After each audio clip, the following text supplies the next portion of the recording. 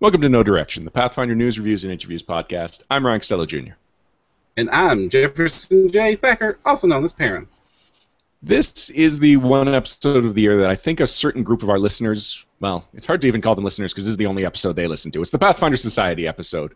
People just love getting the spoilers and just hints about what to expect in the future of Pathfinder Society. And here to talk about it is Paizo Developer, Mr. John Compton. Hi, John. Good to be with you guys. It's great to have you back. Now, John, before we get into spoilery stuff, I just want to clarify, your title is just developer, but I completely associate you with Pathfinder Society. What am I not seeing? Are you just a Pathfinder Society developer, or are you just best known for Pathfinder Society? In the grand scheme of things, I am just the Pathfinder Society developer. Every one of our developers basically has the little subtitle that goes along with us based on the product line that we're all about. So Mark Moreland, for example, is the developer, and then in smaller text of the campaign setting and things like that. So I am the developer of Pathfinder Society, but occasionally I'm pulled on to help out with some other projects as needs to be. That's good. And I didn't mean to minimize what you do by saying just Pathfinder Society, because that is a gigantic job. Yeah, it is scary. Now, for the listeners who might not know what Pathfinder Society is, can you give them the 30-second elevator pitch? Sure. Pathfinder Society organized play is basically a way of playing Pathfinder with anybody. A possibility to sit down with a group, all have the same rule set and even sort of home rules, so to speak, and be able to jump into a 4 to 5 hour scenario and play through it, get credit that allows you to level up your character and advance your character, and then take that character anywhere worldwide and sit down with a completely different group of people and continue that story. And you came on just over a year ago, I believe. So what are some of the changes that people may have recognized before Season 5? The ones that they may have had before the ones Season that 5? Your first changes, when you first came on with your the Season 5 changes. Okay, so yeah, basically as soon as I came on, we started talking what Season 5 changes were going to be. A couple of these were already sort of in the works, and then some of them were ones that I was a more central part of. So we have had things like a change in the format of the Chronicle sheets, including the use of the item tracking sheet, sometimes referred to as the ITS. What this does is it gives us a way of tracking all of your inventory on one page, while also freeing up some extra space in the Chronicle sheet so we can give more and more reward for a given adventure. That means longer or more numerous boons and just a wider variety of items. We've also had a change in how the factions work. Namely, factions, instead of having a small mission every scenario, tend to have 4 to 5 larger concepts that they're going for throughout the season. And people are signaled to what those are through our faction head updates that we send out 2 or 3 times a year, as well as sometimes in the scenario itself, you will have the opportunity to deal with your faction leader one-on-one, or face-to-face at least. We also have had the introduction of the secondary success conditions.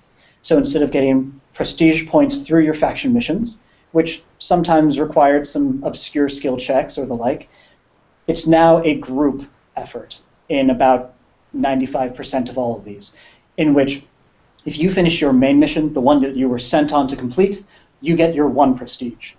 If you then do the sort of extra thing, it's going above and beyond, or maybe discovering something along the way, then you get the 2nd prestige point. And early on, there was concern that the secondary success conditions were going to be particularly obscure and opaque and not certain what they were going to be. But the feedback that I've been seeing on the message boards has been that, by and large, a lot of the people who were doubting the secondary success conditions have come around and have said, the vast majority of these, they make sense. So that's been working out pretty well. Those are some of the biggest changes. I was just was it last night? No, not before last. I was playing Destiny Sands Part 2, and I won't spoil it, but I definitely saw the secondary success conditions making sense because they stumbled upon the thing that they were supposed to be, and they were like, I bet the Society would be really interested in this. And I'm like, that's exactly what you're supposed to be thinking. Exactly. It's hopefully getting you to think like a Pathfinder more than just as the, oh, yes, that's right, we're all Pathfinders, that's why we're adventuring together. Let's go kick the tar out of something. But also, yes, we are exploring, reporting, and cooperating. Yeah, and I definitely know as a GM there were a couple of times where I was, like, yeah, guys, the dead body in the room I just described, nobody wants to touch it, nobody wants to, all right, we're moving on.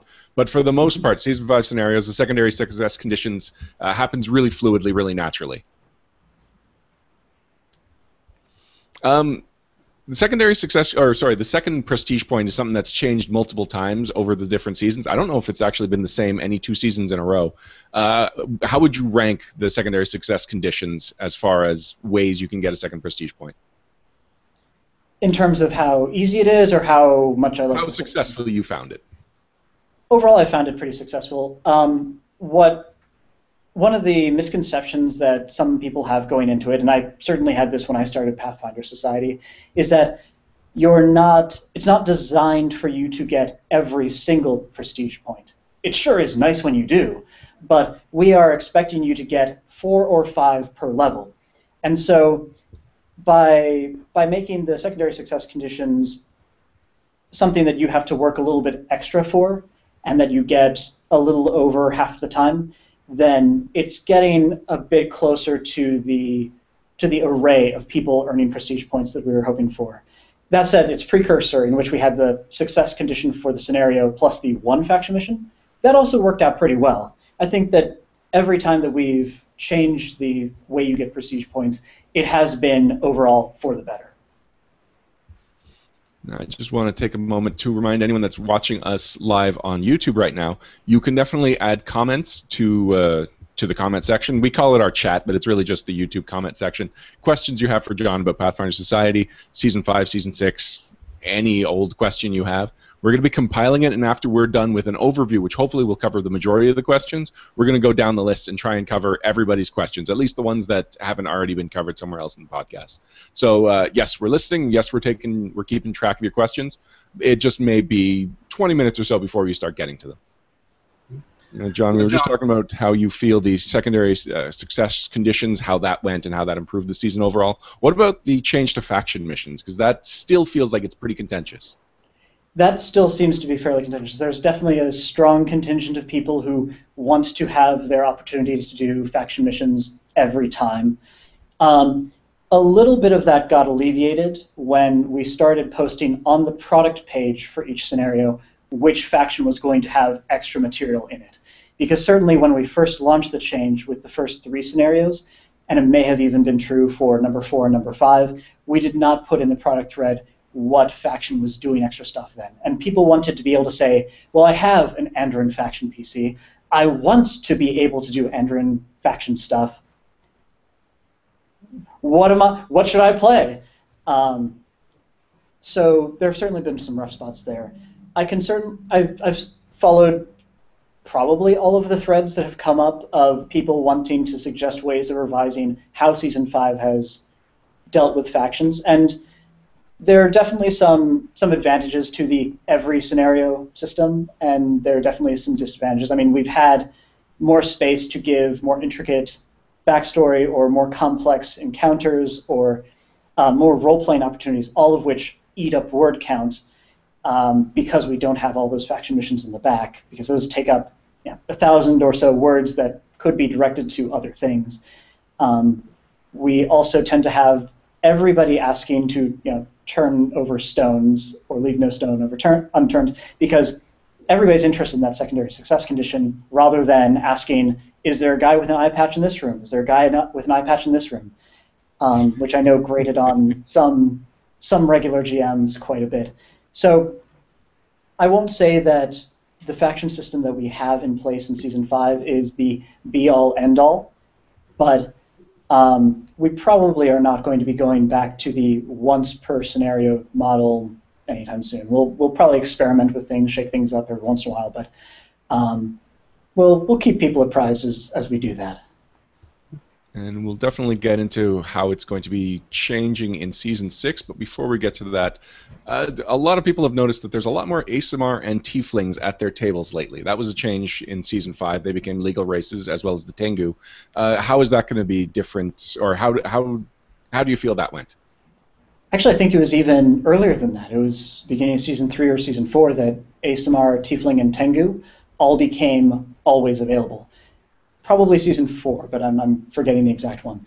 But I think certainly with people hearing Year of the Demon, with them hearing World Wound, where there are lots of Tieflings, especially the ones that are of demon heritage, which a lot of people like because that's strength and charisma, or Aasimars, where, oh yeah, I'm going to be an archetypal crusader, I'm going to be an angel in the society, then I'm sure they're popular in part for that reason. But also, they're a very potent race. It's just people have all the more reason to be playing them right now. And certainly, what we have for always accessible races comes up both in the public message boards as well as in our chats around the office. There are probably every 3 months a call for us to include or introduce another 3 races or so for the always available or something like that. And those have not escaped our notice, but we'll be sure to let people know if and when that ever does change. But yeah, I've definitely noticed the Aasimar and Tiefling too, and it is quite an allure to have those 2 bonuses to your stats without any penalty. Now, the Aasimar, Tiefling, and Tengu were made always available, and that was pretty popularly received. But before that, at least Aasimar and Tiefling were boon races, and there are quite a few races that are boons that are easier or harder to get than others. Goblin being ridiculously hard, some of them being auctioned off, and some of them being pretty easy to get a hold of. How do you decide what races you're even going to allow in boons, and how do you choose how hard or difficult it is to get a boon that allows you to change a race? Partly it's based on what we have in canon. So, for example, Tengu, we have established already that they exist along the west coast of Garan. We have a lot of them in the Shackles, apparently. We also have an entire nation of them in Tianxia, and so it makes sense for them to be all over the place, really, and they're fairly gregarious. Aasimar and Tiefling, we have had our Cheliax tie-in, we've had the World Wound and Mendev and things like that. And sometimes it's also just what we have product out for, a lot of support, because we get people who will be very excited about having Blood of Angels out there, and they're like, oh man, I want to use this book, and we're like, well, we want you to be able to use that book too. That sounds pretty cool, because there's a lot of cool stuff in there. And so that certainly contributes. When it comes to the very limited races, such as we had with Goblin or Fetchling, or last year at Gen Con, the 3 auction races, it's things that we're not necessarily comfortable putting large numbers of into society, but we recognize that these exist in the campaign setting, and we're open to a couple of people having them or using them as a big incentive for folks. So the Goblin one was a bit of a surprise. Catfolk, we have established in a roundabout way where some of them are, but we've never really gone to those places in society, so it doesn't really make sense at this time to say, oh yeah, Catfolk Field Day.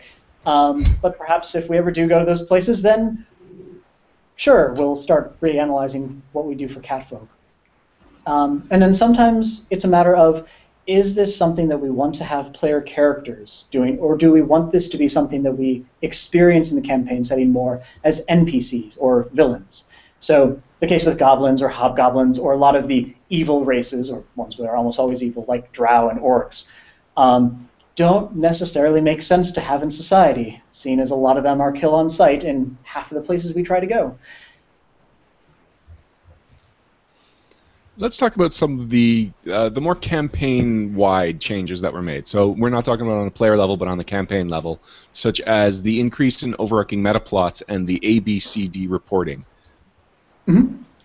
Yeah, so the ABCD reporting is something that I had been wanting to put in before I even came here, because there wasn't really a way of tracking from Paizo's standpoint what got accomplished in certain scenarios that we could then use to build future scenarios.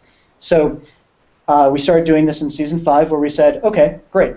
In the conclusion section, or after a few of the scenarios, we even made its own header of reporting notes. What sorts of things do I want to know as I design new scenarios? So I like to know who escaped. Did the big bad evil guy escape the encounter?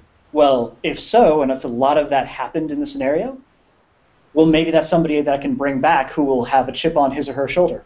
Or we've had a couple of scenarios where it was, hey, we want you, the Pathfinders, to make this choice.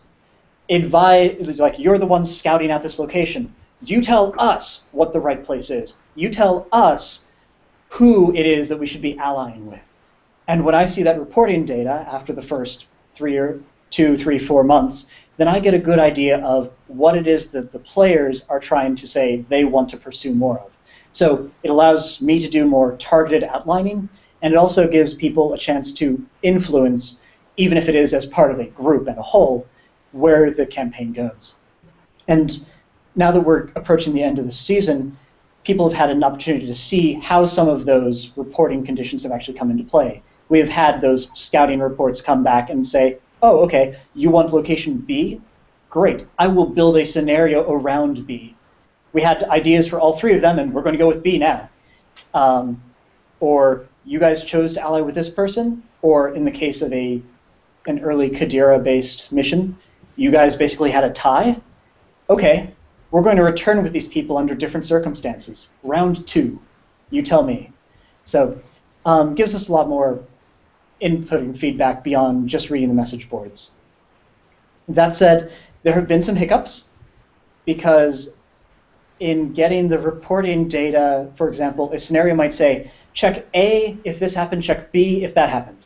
And it doesn't say anything about C or D. And yet somehow out of 200 reported scenarios, I will have 53 C's checked off and 13 D's checked off.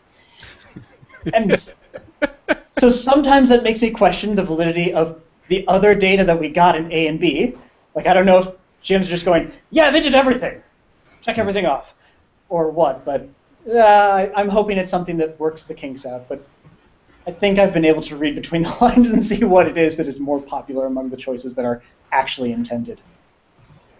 I know that there were also a lot of newer GMs who would run pre-Season 5 scenarios, and like in my area, and then they would start reporting, and then I would get emails like, what do I put for A, B, C, or D? I don't understand.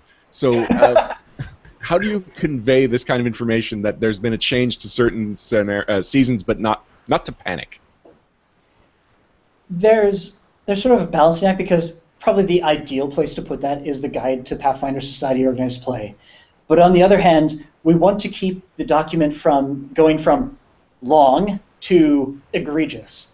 And so if we add every single little thing, then it gets a little crazy, but that would kind of be the ideal place to put it. Partly we rely on word of mouth for the small things, like if we get A, B, C, D reporting for The Devil We Know Part 1, then I know that it doesn't mean anything, and that's fine. But so that's one where I'm not too concerned. But for some other ones, like, wait, what? How do they get prestige points for Devil We Know Part 1? Okay, that's when we get the secondary success condition document and blog posts and other threads. So yeah, there's a lot of discussion that happens as to how we want to disseminate that knowledge. Also, this is informal feedback, but as soon as you mentioned catfolk, the chat exploded with talk about catfolk and furries. As well it would. Now, use that how you will. Now, with the overarching metaplots, I've noticed 2 things with it, especially this year. With my local group, they really like that the World Wound metaplot was going on, and of course, like the things you usually do each year, where a lot of the material is tying in. A few of them reading Dave's book and the King of Chaos, and just sort of following. They like that, they kind of got involved in it. But at the same time, when some of my newer players were joining, and like with Destiny of Sands earlier, and they were like, Grandmaster who? Why do I care? So how do you balance between getting a good metaplot and making it so that new people aren't completely lost when they're playing? Part of that, like for example, the Grandmaster Torch perspective, is including enough in the mission briefing or the question and answer to bring somebody up to speed without spoiling everything that has happened before, in case they do play those scenarios again. Like, if they go back and they play one particular scenario with Grandmaster Torch in which bad stuff happens, that they don't then play Silent Tide and go, we shoot him on sight, we try and kill him right now. And hopefully players understand that, okay, yes, that was 5 or 6 years ago, and things have changed since then, but let's roll with it. So yeah, it partly is just providing enough context for the new player, but on the other hand, we can't completely ditch those characters or those plot lines because that's part of the continuity. Those are part of the characters and NPCs that players have a very visceral attachment to or vendetta against. And so we have to keep on including those guys because people want to continue seeing, hey, what is the development of this person? Especially based on what, for example, Grandmaster Torch is up to most recently, which, since you played Destiny Sands Part 2 and not 3, I assume, I don't want to say anything about. Right. And that's interesting. It seems that Pathfinder Society is the one place in Paizo published Pathfinder material, with a few special exceptions, that does pay attention to continuity and changes from year to year, whereas the adventure path lines and the campaign setting lines doesn't make the assumption that anything else has happened. Yeah, I mean, there's certainly attention to continuity, but as far as going back 3 years later and trying to rehash what we've already written in another campaign setting, then you're right, that does not happen as much. On the other hand, though, there are exceptions, such as the new Osirian book, which, well, we already had an Osirian book, but now we get to revisit some of the things, expand on that, and build. But yeah, you're right that there's more opportunity in Pathfinder Society to go back to a place and see a change, partly because in any given scenario, we're really only dealing with a small location. Sometimes it's a place that has been constructed largely for Pathfinder Society, like it might be a small town or village somewhere that we say is, okay, we now know this is part of canon, but we're really the only ones who deal with it. So if it catches fire and burns to the ground, well, that happens. Or if this NPC that is really only showing up in Pathfinder Society should get a knife in the back, well, these things happen. So we have some more control, but nonetheless, it still builds into the entire continuity of the campaign. All of this is still going in strong collaboration with James Jacobs and Mark Moreland, who are some of our major canon monitors, shall we say. So, yeah, so we have both a lot of keeping in mind the bigger picture, as well as a lot of our own little toys that we get to play with, which is really fun from a design and player perspective. I'm just going to remind people that may have just joined us late that we are taking questions from the chat, which is what we call the comment section of the YouTube video that you're watching right now. And we're going to be collecting them. We're going to answer, or we're going to ask them all to John at the end. So we'll do our own question and answer segment that will hopefully cover all the big stuff, and then we'll get into whatever's on your mind about Pathfinder Society as a whole towards the end. Now, John, just like the catfolk thing, as soon as Grandmaster Torch was mentioned, a lot of people had their opinions of him.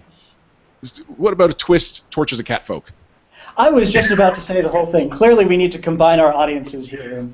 I mean, it's either that or make Torch an android, which is another one of the race boons that people seem to crave.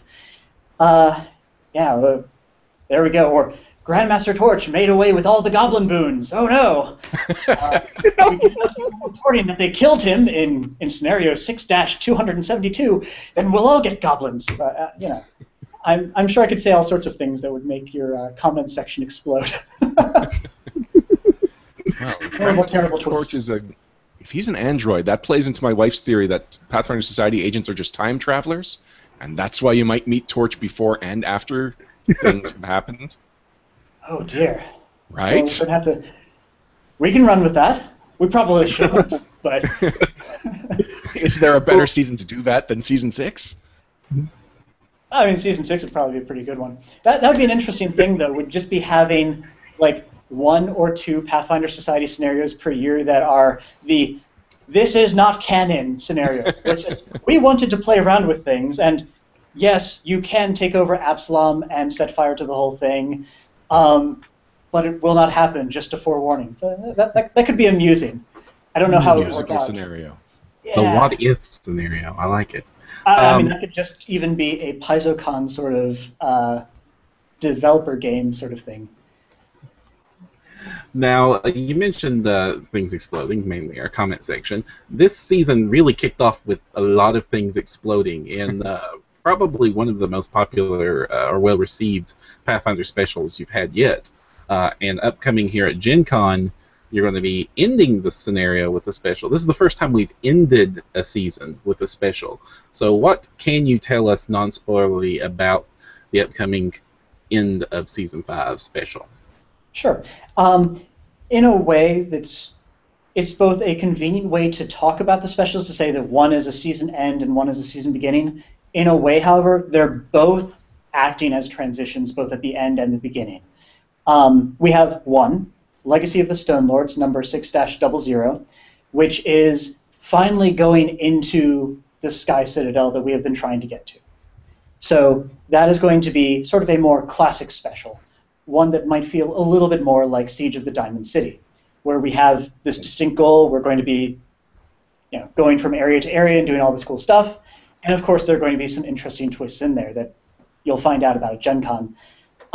We're also running a test version of that at PaizoCon, which will be showing a lot of what happens in the special, but we're reserving the biggest twist for its official release.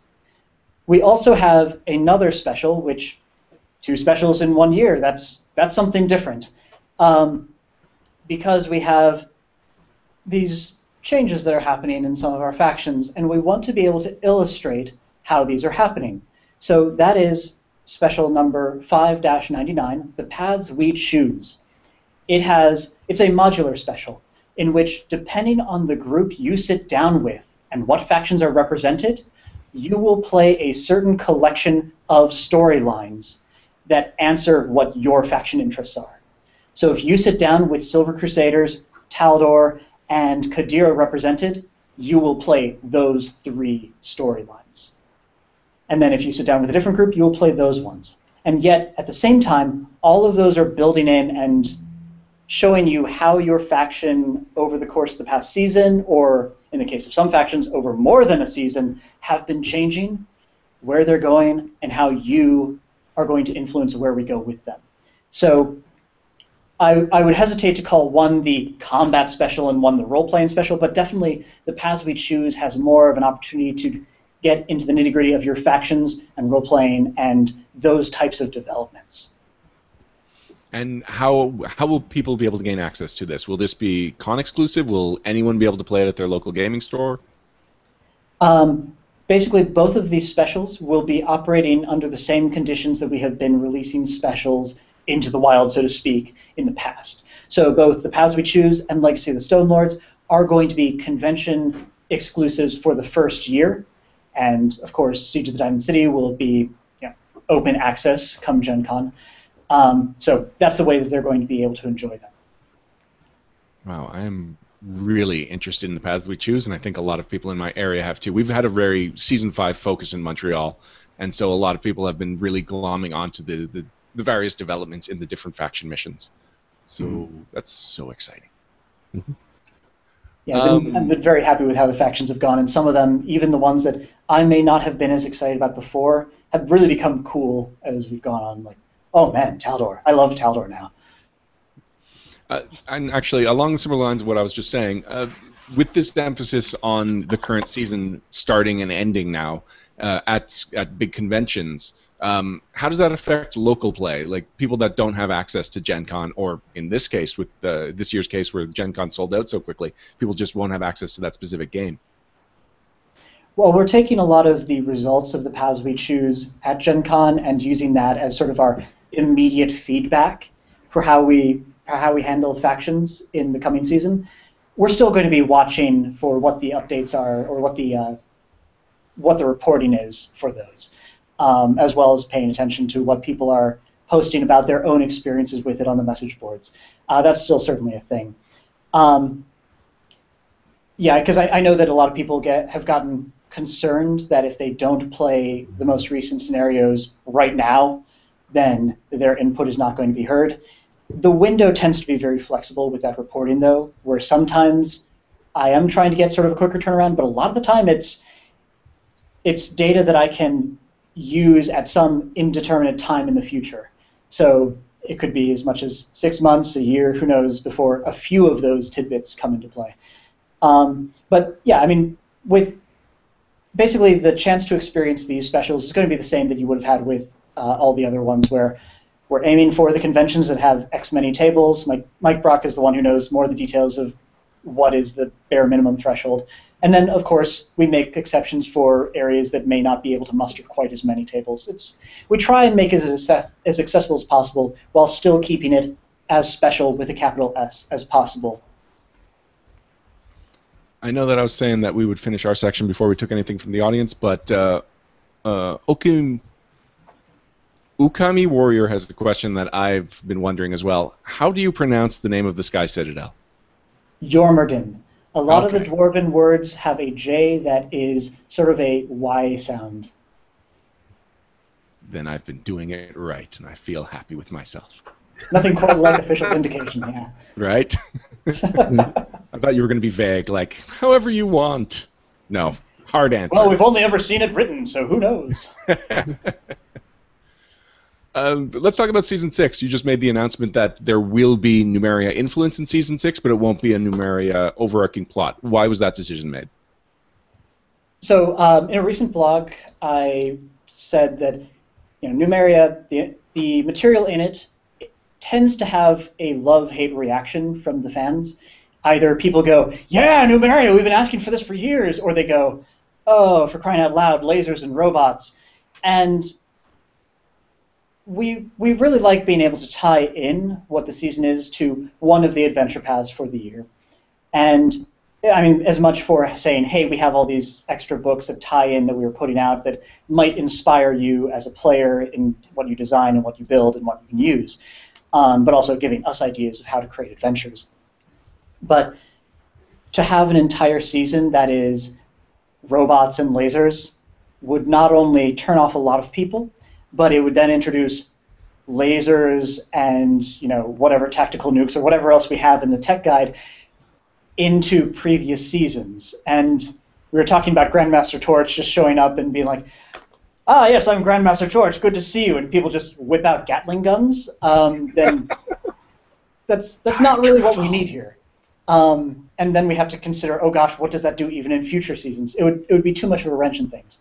But it's still possible to put in a tasteful taste of these Numerian themes into a healthy number of scenarios.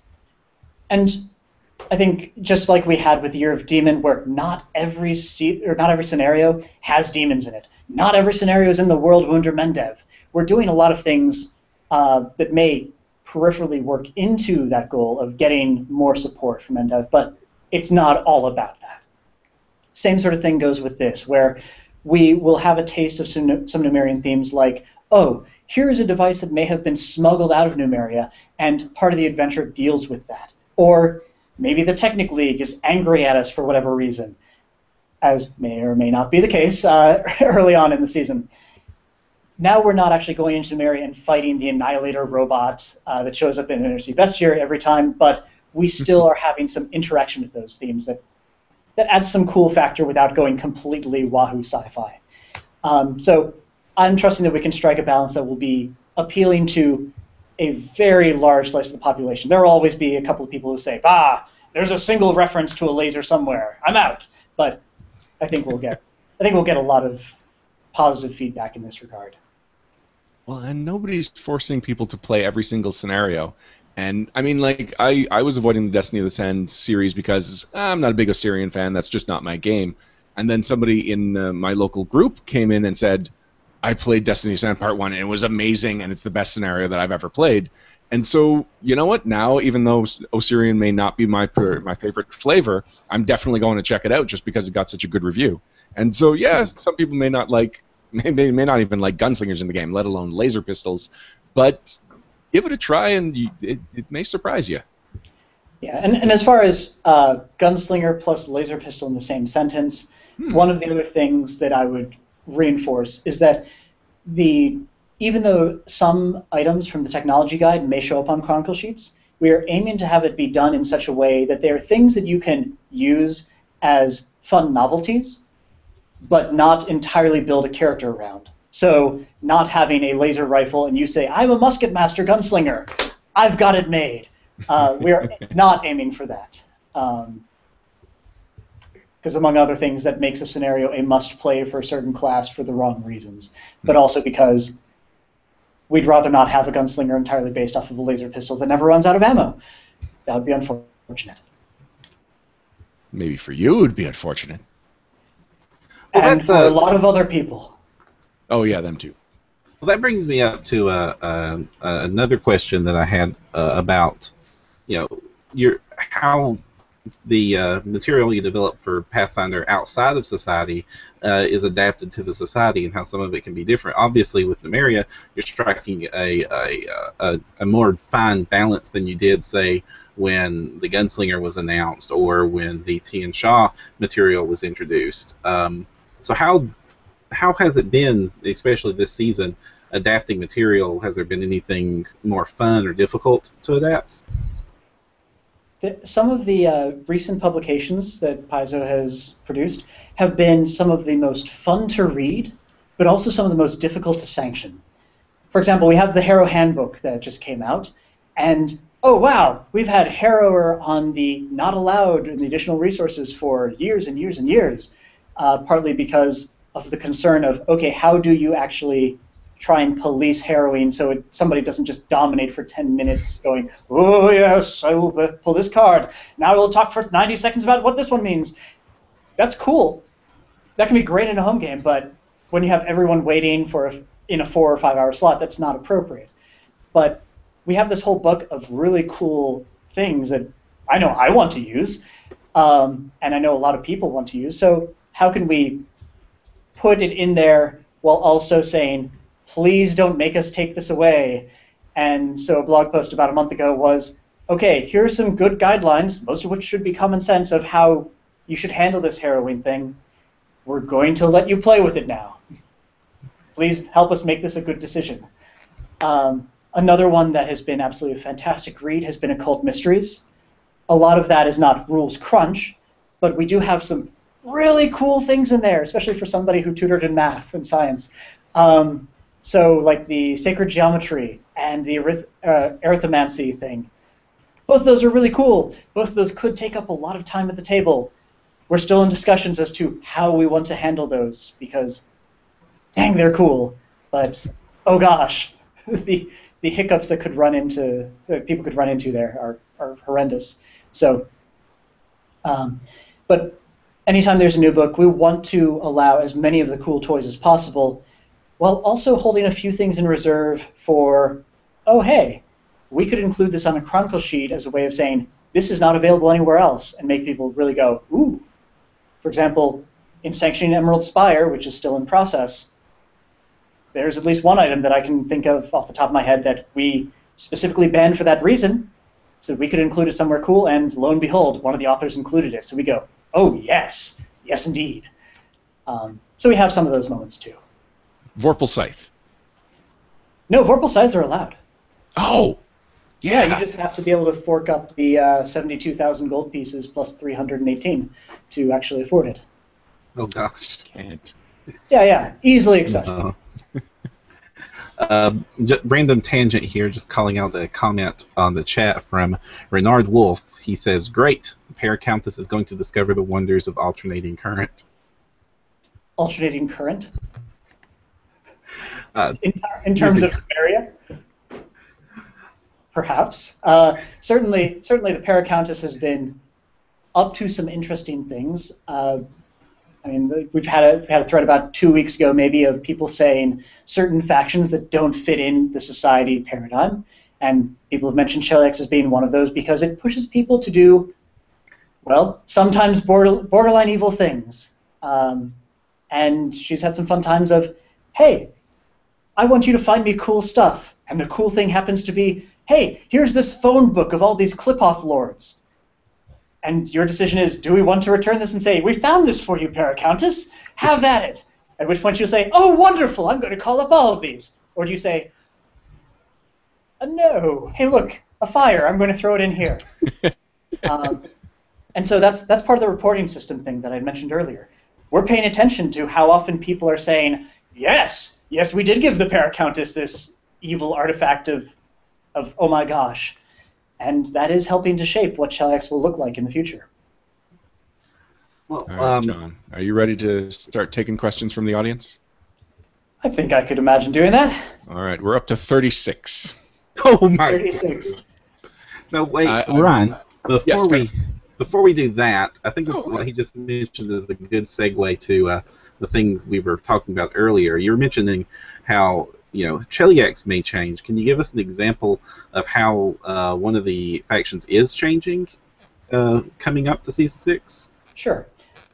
Even a little over a year ago, when I was last on No Direction, we had been talking about gradually shifting factions from nation-based to philosophy-based, similar to what we have with the Silver Crusade. It's not about Mendev or Absalom or anything like that. This is about doing good. Or Zarni, about making money and sort of supporting our own extended family. The 5 nation-based factions have been going toward that, and I think some people have been able to see how some of those changes might be happening. Because effectively, we're looking at some of these factions possibly, well, actually, definitely, changing some of their policies based on the reporting we've had. Some of them changing their name, and some of them even changing a leader. And we had a particular arc that allowed a choice of what could change the leader. And I'm willing to spoil, I guess, one of these. We're going to be announcing these factions and their changes, or we're announcing them, next week's blog, the Monday following, and the Monday after that, covering the factions that are going to be seeing substantial changes in this regard. So, something that audience might appreciate? Yes. Oh, I think our audience would definitely appreciate. Okay. The one that I'd like to give a heads up on is Osirian. So Osirian started off the season with a Menepheus getting booted from the Ruby Prince's good graces. And when that happened, he basically said, well, gee, now I get to do all the side projects that I never had time to do. And Osirian faction PCs have been able to help him follow up on this organization called the Jeweled Sages, which even back in Pathfinder Society Field Guide, we had name-dropped the Jeweled Sages. We just never described who they were. Well, we learned in one of those arcs in very broad spoilers to avoid completely throwing things off that, pretty much all this Jeweled Sages that we know of are gone. They don't exist. But we have found one, and this is starting the revitalization of this organization. So Amenophagus has had this chance to step away and say, well, Ruby Prince, I mean, it's been great working with you. I hope we can still be friends. But now I have this other group who have this other goal that doesn't entirely tie into Osirian. It can be broadened and expanded. And so the Osirian faction is going to be changing over to the Scarab Sages, in which we are supporting these Jeweled Sages. And they have their own goals. They're trying to rebuild their order. They're trying to preserve history. But they're doing it partly so that it can be used in the future. And the more that you play of the Destiny of the Sand series, the more that we detail what this involves. And we'll be able to see in the paths we choose, that second special of ours at Gen Con, some of that transition, as well as what the nation of Osirian thinks about this sudden shift in allegiance, even though Menepheus got the boot a year ago. And so Wow. Our nation-based factions are going to be seeing changes akin to this, and there's that opportunity to have chosen a faction leader. I understand that there's been a lot of asking about when we're ever going to get a non-human faction leader.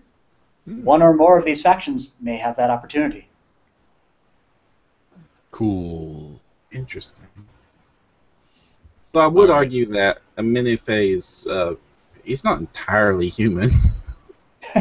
In a way. And that's certainly a bit of lore that people can pick up from on that Destiny of the Sands trilogy.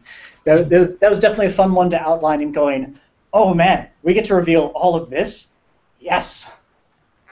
I was very happy with how those turned out. The three finalists for RPG Superstar were the writers for it, and all three of them did really good jobs. All right, so time to get to questions, and I'm sure that spawned a new slew of them on top of the ones we already have. So let's go ahead and start with one of those, if you don't mind. Sure. No, that makes sense. Okay. Patrick Harris just asked, can we change factions if we don't like the new direction of our factions? And following that, will Assyrian be getting rid of the Risen boon? The idea is to be revisiting some of the boons that are available for these factions, as well as possibly revitalizing the traits that are available in the Guide to Organized Play. In discussions with Mike Brock, we've decided that, yes, there will be an opportunity to change factions as part of the beginning of the season if you do not like the direction that your faction has gone. For example, if you were part of Faction A and you were like, no, Faction A will always stay true to A, but everybody else in the faction said, no, B is a good idea, let's do B, then yes, you do have that opportunity to change over, because I can understand that it can be frustrating to try and have that feedback portion of the reporting and have the rest of the community think a different way, which is one of the necessities, but also one of the disadvantages of the way that the reporting works. So it would be, I believe the way we're handling it is going to be the same as we did with the start of Season 3, in which we introduced 5 new factions and said, basically, first time that you're playing in one of these season scenarios, or first time you're playing this season, that is, you get to do that free switch over, but then you get locked in. We'll be hashing out the details more as we get closer to Gen Con, and likely we will be posting that not only, well, probably in a blog primarily, to say what the official lowdown is on that. But right now the status is, yes, we are planning on a free faction change. I'm also liking the idea of non-official splinters within the factions, people that may like the older style or the older philosophy, but are still staying true to it because, you know, they've always been Chilaxian. Gee, that sounds like you could replace all of that with Shadow Lodge and all the people who are the true Shadow Lodge followers. and that's something that I'm interested in exploring as from a metaplot standpoint. Even if not reintroducing a faction that may have been retired, following up on what is happening with that faction, such as what is happening with the Lantern Lodge. We have largely ignored them with the exception of a very minor use of Amar Ali for what has happened to them in the past year. And people know some stuff that's happened with Torch since, but what's been happening with the Shadow Lodge? Well, that's something that would be cool to revisit and even see if there are people like some of the vocal folks on the message boards who are always diehard Shadow Lodge fans, if we have those in-game as well. It's a cool thread to follow up on. Yeah, I know I became most engrossed in my Lantern Lodge character as a Lantern Lodge character after playing Way of the Kirin. Yeah. He's like, no, how can you end this? We just got interesting. Ah. Now I understand why I'm a part of this faction. Was a part of this faction. Exactly. All right. Matthew Calder asks, one of his favorite things about factions in Pathfinder Society in general are prestige vanities. Will you be introducing any more vanities in the new season? Likely based on the changes that we have to the to these new factions when we update name, leadership, goals, etc., is that we would be revising what vanities are in existence. They'd be the sort of thing where if we were to remove one of them, and you had already selected it, great, keep it. Just like we did with the Lantern Lodge and the Shadow Lodge faction boons. But it would also be an opportunity for us to possibly introduce some more. I do not know yet whether that's something we would put in a guide, or whether we would put it in a future publication, some sort of web supplement, or what, but it certainly opens up some new design space for us in that regard. So I imagine, yes, that we will see down the line new vanities for these factions. Scott D. Young asks, how important is it for PCs to fit into the Pathfinder Society versus being a murder hobo to succeed in Season 6? In Season 6. Partly that can be modeled off of what Season 5 worked out as. I know some people have jokingly referred to it as the year of the diplomat, because you can't just necessarily kill everything, or it's sort of a light design goal to be able to have at least one encounter that either is a role-playing thing or can be turned into a role-playing bypass. So diplomacy has definitely been important, but also just the idea of being a Pathfinder and tying yourself into the society helps to put you in the mindset to actually accomplish a lot of these secondary success conditions. So if you do go about the murder hobo route, in a way you are only hurting yourself because you may be murder hoboing the thing that is tied into that secondary success condition. I think it's just important to be based on, to ground yourself in what the Pathfinder Society represents. As I know Scott is very vocal on the boards for saying, hey, here's our, I believe it's Lamplighters, and here's what they push for and how we are the true Pathfinders, or sort of exemplars of Pathfinders. And that's definitely a good thing to keep in mind, even if you don't go quite as far in that direction. But it's good to have that grounding in the society because it helps you to fit into what the scenario is asking of you. And with Season 6 as well, I'm trying to revise, and have been trying to revise with some of Season 5 as well, the way in which we give the missions. The society, at its core, is really more of a guild rather than like a military structure. And a lot of our missions, just because of how we need to get people into the action, are Pathfinders, I need you to do this thing. I'm sending you. You are being ordered to do this. When in fact, that probably shouldn't be happening in society as often as it does. It's really more of, hey guys, here's a lead.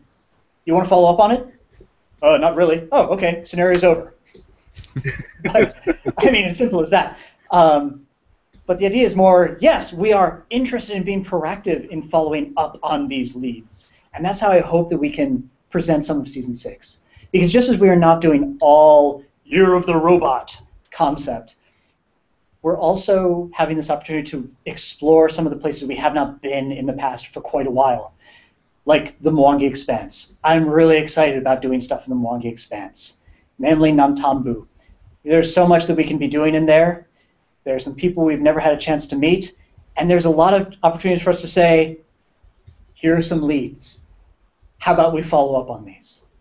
So I'm really looking forward to that part, and I think that the more you can ground yourself in being a Pathfinder in mindset, the more fun you will have with those setups. Because they will be less of, kill this person for the society's sake. I'm just going to remind people that are posing questions. We posted a couple of guidelines on the forums. Mainly, you get one sentence to set up your question. And we lost Ryan. 1 second. I'm back. Hello. Do you hear me? Yes. I need to stop touching my keyboard. I was just saying, I just want to remind people that are prepping their questions, we put some guidelines on our Facebook page about the best way to ask a question so that it gets posed on the podcast. 1, you get one sentence setup, one sentence question. 2, if the word because appears anywhere in your sentence, delete it and everything after because and put a question mark there. And 3 was, who cares? So it's just the less that we have to kind of trim the fat, the quicker we can get more questions added to the list and asked to John.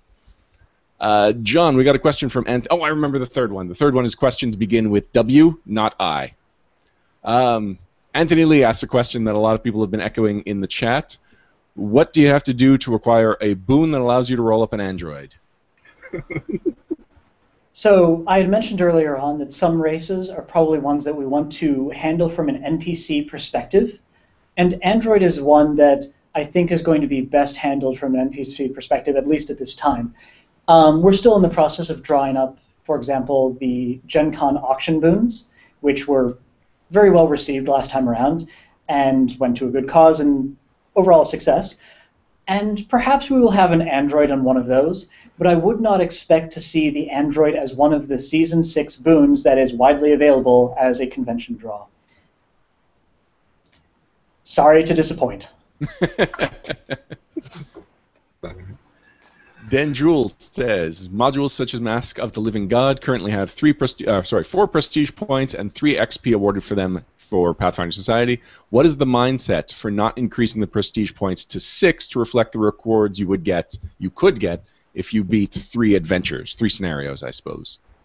So this goes back in part to an earlier point I made about how the assumption of the campaign is that players are not necessarily getting all 6 prestige points per level. It's really cool when you do, but it is not part of the assumption. It's not how we built the fame table, for example. So that was the reasoning for putting 4 prestige at the time, because the assumption is basically you're getting 4.5 per level, give or take.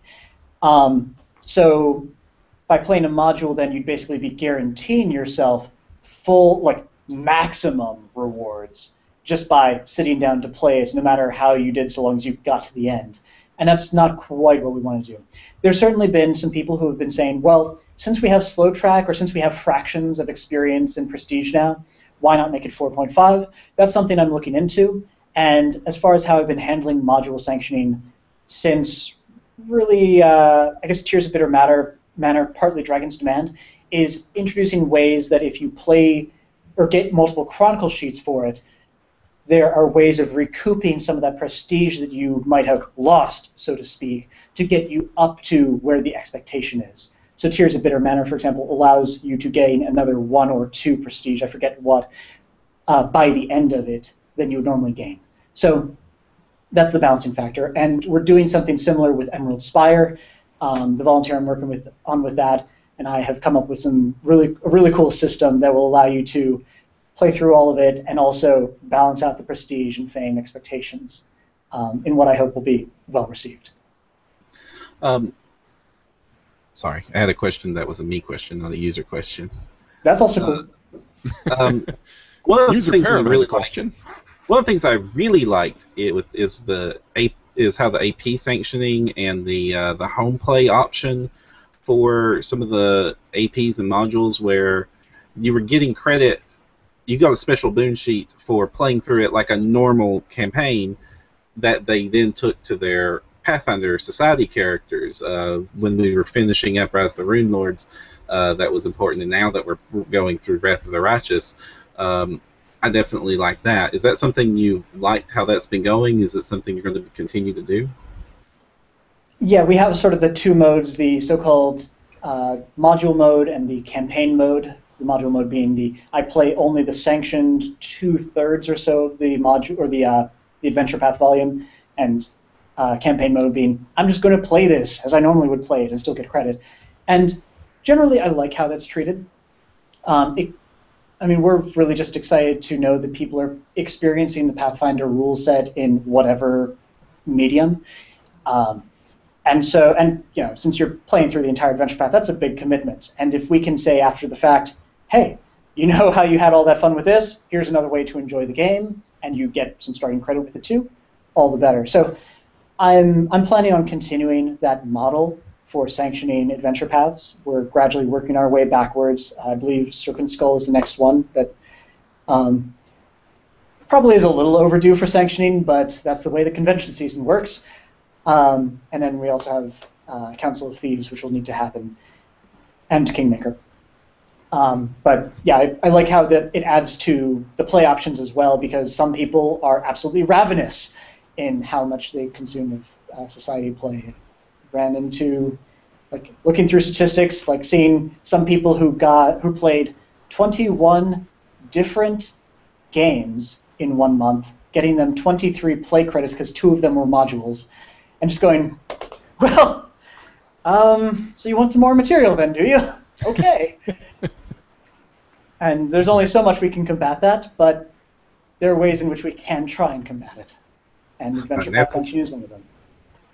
Nephthys' Eyeshadow, that's a crazy amount of play. Are you trying to do the math in your head? Some people are really big fans, apparently. Oh, man. I thought we liked this game, Ryan. Granted, that is an extreme case, but it's still one of those things that exists, and you go, whoa, wow. Now, John, we've been going for about an hour now, and we never set a hard deadline for you. Do you have a time that we have you until? No, I can keep on going.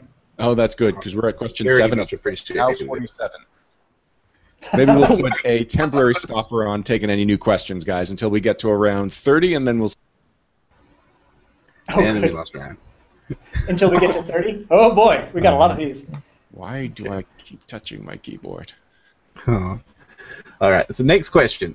Joseph Beckett asks, can we make the Season 6 guide printer-friendly again? Okay, so where it's just a text document, basically, without all of the borders and the like. Yeah, because I know that takes up a lot of ink. That is a question that I cannot myself answer one way or another, but it is something that I can send to people who could potentially make that happen, because it's not quite as easy as just pulling the text. It's also just making sure that things still format roughly correctly when they're put into a Word document, for example, or a no-ink PDF or no borders PDF or what have you. So that's something I cannot answer entirely, but I can make a note of it to inquire. Okay. Personal follow-up on that real quick. Could we consider doing something like the PRD with it?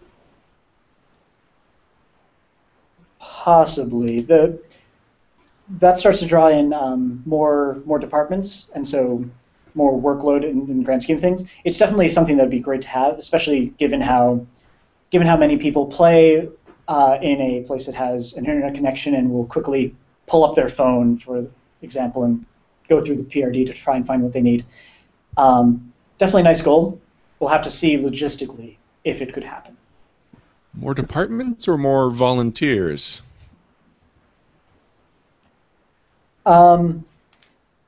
Departments, because we're really talking about web resources at that point. And certainly I get people asking questions of how can I, as a volunteer, help out?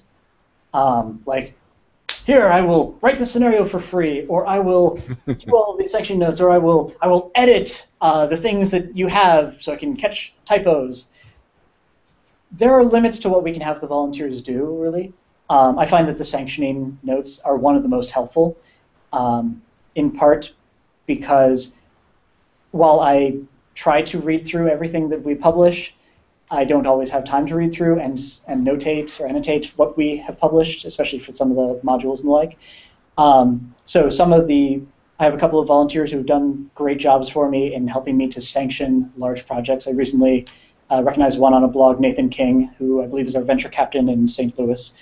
And like, when there's a new module that comes out, he goes, "Here's the stuff." And I go, "Fantastic," and I'm able to use that as a skeleton to build the sanction material. So that sort of thing is helpful. I cannot always provide feedback when people send that stuff to me, because I may be deep into developing a scenario or the like, or convention season.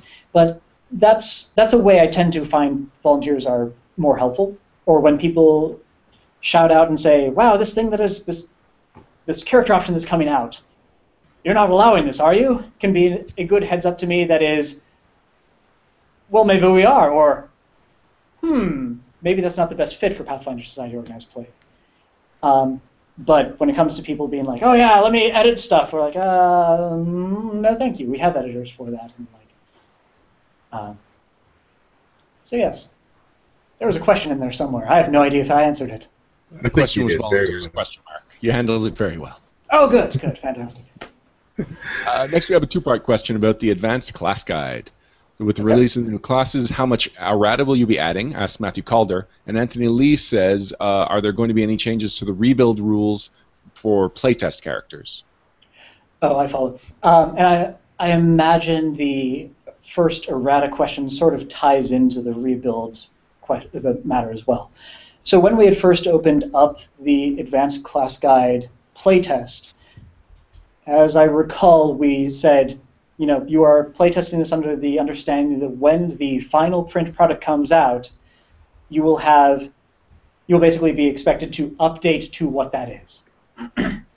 And off the top of my head, I want to say that we said basically we'd be taking a on the stricter side interpretation of how much rebuilding would be allowed. Like, if you took War Priest and you don't like how War Priest ended up, although how it ended up is pretty darn cool, then no, you'd still be expected to be a war priest in the end of things. However, I don't know that we ever clarified what classes were considered synergistic classes for rebuilding purposes as per Ultimate Campaign. We will likely be offering clarification on that at least. But I would anticipate a not entirely liberal rebuild for Advanced Class Guide playtest characters.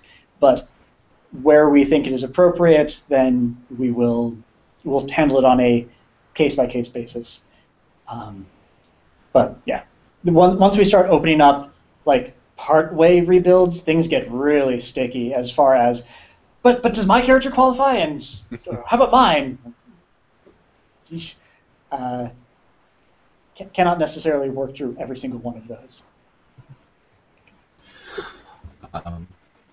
Robert Thompson asks, do you already target of how many scenarios will be assigned to each tier in Season 6? Yes, I have a very lightly flexible plan of how many of each tier there will be. We've received feedback probably every season of more Tier 1-5 scenarios, for example, or we demand a Tier 1-5 every month. And the way I have it laid out right now has us seeing something that can be played by a level 1 or 2 character pretty much every month. We've taken that feedback seriously, we're incorporating it, and we're trying to answer that call. It might not be every single month, but we are trying to address that as best we can to meet the demand, because we understand why people need more 1-5s. It makes sense to have experienced community members playing with beginners to try and incorporate and instill the community values that we're trying to establish for a given group. So yeah, we're definitely going to have those. People will always need more characters. New options come out. I want to be able to play this war priest that I have. Good. So I've definitely designed it with that in mind. But at the same time, there are definitely stories that we want to tell with a 7 to 11 perspective in mind, so you will be seeing some of those. It's just we will have, I expect, a little bit more 1-5. Also, the Tier 1-2 scenario model, which we did with the confirmation, has gone over, by and large, really well. And so it is something I'm trying to push for, to once per season include a new one of those that can be replayable for first-level characters and have that one-time playthrough for a second-level character. That just adds more options for getting your PC up to the level that you want, while also having something that can be replayable and be a little bit different every time. Because that was another thing that I really liked with the confirmation is, sure, the major plotline is a bit different, but you can handle it in lots of different permutations. Matthew Calder asks, with the change to replay rules, will you be making the data collected from the reporting process more accessible to help prevent illegal replays? Oh, I see. For where somebody might be doing GM star replays, probably. Or where somebody could potentially like jump onto the system and report 15 games of whatever and check box A every time. Presently, there's no system in place for stopping that beyond just what would kick back for our system saying, you've already played this. So if we see that credit happening lots of times for the same player, then we might be able to look at that and say, whoa, hang on, anomaly, let's adjust for that. But right now, this reporting is basically, let's handle this responsibly, people. Please don't make us expend resources to try and police this and send Cheliax over the edge by saying, oh yeah, we all took this option. Let's see how we can screw over Andrin or what have you. That would be unfortunate. I hope that answers the question. Mm-hmm. Oh, was it my turn? Sorry. Yeah, go ahead. Okay. Darren Caldemeyer asks, what feedback have you had on the conversion of APs or modules to PFS, and will the conversions of such stories change in the future? So largely the feedback is a bit variable because how we sanction a given volume of an adventure path changes by the volume. because some of them are very sandboxy, and that can make it a little hard to find a sanctioned portion to do. Whereas some of them have one or two large locations that we can say, yes, that's the sanctioned part. Fantastic. A couple of dungeon delve equivalents, and we're good to go. So certainly I get feedback on the sandboxy ones of, this didn't work well for the sanctioned portion. Well, understood. They're all built a little differently. But by and large, I think that the model for sanctioning them in giving those two options is about the right thing. Forcing people to play the entire volume, possibly even the entire adventure path in module mode, where they're using their PFS character, makes it less flexible and makes it less possible to run over the course of like a single long game day, for example, which is what at least some game days do locally as well as abroad. So I think it's about right. I think forcing an option on somebody is not quite right. Giving them options is better, so long as it fits what we were trying to do with it. Brian Licky asks, how far in advance was the Whirlwind arc planned? There was a particular Season 2 scenario which hinted at Season 5 events. There are various portions that have been planned for a long time. A lot of it, however, was loosely in the works just before I got to Paizo. Basically, we knew that we were doing a Mendev, World style arc before I got there. That it was called You're the Demon, I think may have been right after I got there. What some of the developments were in it. Some of those were, again, far in advance. Like Thurl, well, we start as soon as we introduced Thurl, or as soon as Mark introduced Thurl, because Sarkorian Prophecy was his scenario, I think he had in mind what could be happening with him. And so there were already those seeds planted that we could pick up. Whereas some of the other developments, well, those have been ones where I've gone, no, this particular thing worked really well a couple of scenarios ago. Let's keep going with that. So it varies. But I think in the grand scheme of things, about 7 or 8 months in advance of the start of the season, we knew what the season was going to be in general.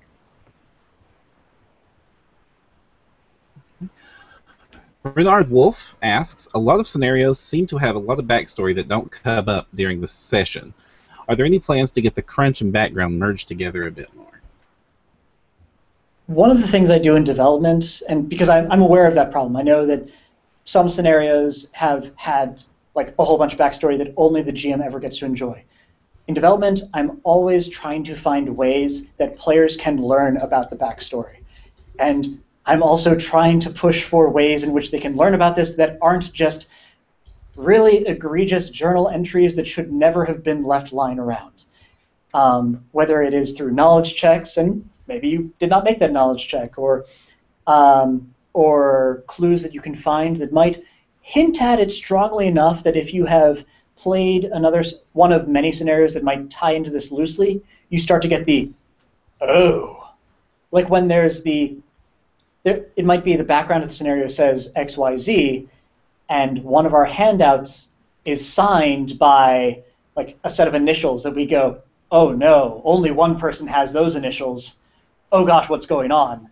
Then hopefully we're at least laying the groundwork that people can start to appreciate some of the background, even if they don't get every little bit. But I do go in trying to get as much of the background to the players as possible, because I know that frustration. Carlos Clemens asks, with the GM Star replays, will those be restarted, like reset after PaizoCon, or is it a one-time deal? That's a good reminder to me, because I had not planned in the blog schedule an announcement of this, and this is as good a place to mention as any. There have been a lot of people saying or asking that same sort of question on the message boards, and I have not announced that there. So introducing too much replay or having them reboot every season can potentially introduce too much replay, because we want to make sure that it's limited enough that people aren't relying on it, but rather that it's something nice that helps them to schedule themselves into that game where, oh, hey, I want to play with my friends, but I'm the only one who has actually played this scenario before, or that sort of thing. Or if you're just about GMing, great, I can GM this again for credit. But I completely understand the perspective of people who say a lifetime reward is one that we are going to hoard and probably never use. The plan is to make one of the convention boons recharge your star replays. So you can get your hand on that through convention play, which is probably where a lot, if not all, but a lot of our high star GMs are already doing things. Or trading it through all the channels that we have, or through the trading channel that we have. But I feel that that is sort of a compromise where it is not free reign, but it is still, yes, you can potentially do this. And I can imagine some people are asking the follow-up question of, okay, what if I get 5 of these boons? I'm a 5-star GM, do I get 25 replays? No, recharge once per season, thank you very much. But that is the process that we've discussed and have basically settled on for the recharge of those. And this gives people enough time where if they have been hoarding their replays, you still have, what, like a month and a half, 2 months to use them up, understanding that you could get that boon at some time during the next season. Or maybe you play, like, if you're a 5-star, you've played 2 of them, you play another one now, and you played 2 of them in Season 6 before applying the boon. So be it. Exactly how we work that, we'll figure out in the final text, but that is the idea. Which I think is a really good compromise, because, yeah, I've been hoarding them, and I have no plan of ever actually using them. But now that I know that I can get them back, oh, suddenly I'm considering it. Probably one of the other things that would go into this would be saying that, have not settled on this, but it's something that I'm considering, is whether or not to say you can only use a star replay on a given scenario once, as opposed to people going Eyes of the 10 crazy, and saying, I recharge this season, I play it again. I recharge this season, I play it again. So that's something that's in consideration, and people should be aware that it may or may not be on the final version.